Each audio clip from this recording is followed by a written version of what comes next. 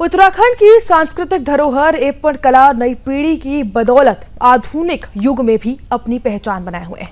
चंपावत जिले की 21 साल की युवा कलाकार लक्षिता जोशी इस परंपरा को न सिर्फ सजाए हुए हैं बल्कि इसे डिजिटल दौर में नई उड़ान भी दी जा रही है। बाराकोट ब्लॉक के रेगड़ू गांव की रहने वाली ये लक्षिता है और उन्होंने पारंपरिक रूप से और विस्तार यानी चावल के आटे से बनी एपण कला को बड़े कैनवस, आधुनिक डिजाइनों और साथ ही ऑनलाइन प्लेटफॉर्म पर भी प्रस्तुत करना शुरू कर दिया है। उनकी ये कोशिश पारंपरिक कला को जीवंत बनाए रखने और साथ ही स्वरोजगार का एक बेहतरीन उदाहरण बन रही है। लक्षिता ने हाल ही में जिलाधिकारी मनीष कुमार से मुलाकात की और अपनी कलाकृतियों की उनको भेंट की। उनकी कला से प्रभावित होकर डीएम ने उनकी जमकर तारीफ की है और कहा है कि ऐसी प्रतिभाएं किसी भी जिले को असली पहचान वो होती है। इन्हें मंच और साथ ही सहयोग देना प्रशासन का दायित्व है। उन्होंने लक्षिता को अपनी पढ़ाई के साथ इस कला को और भी निखारने, विभिन्न प्रशिक्षण कार्यक्रमों में भाग लेने और इसे रोजगार के नए अवसरों से जोड़ने की सलाह दी। लक्षिता का मानना है कि परंपरा को समय के साथ जोड़ना बेहद जरूरी है। यही कारण है कि उन्होंने एपण कला को सोशल मीडिया, ऑनलाइन मार्केट तक पहुंचाया। आज उनकी बनाई एपण जो कलाकृतियां हैं वो चारों तरफ उनकी तारीफ हो रही है। घरों की शोभा बढ़ाने के साथ ही आय का भी स्रोत बन रही है। उनका कहना है कि ये कला हमारी संस्कृति की आत्मा है और इसे कभी भी खत्म नहीं होने दिया जाएगा।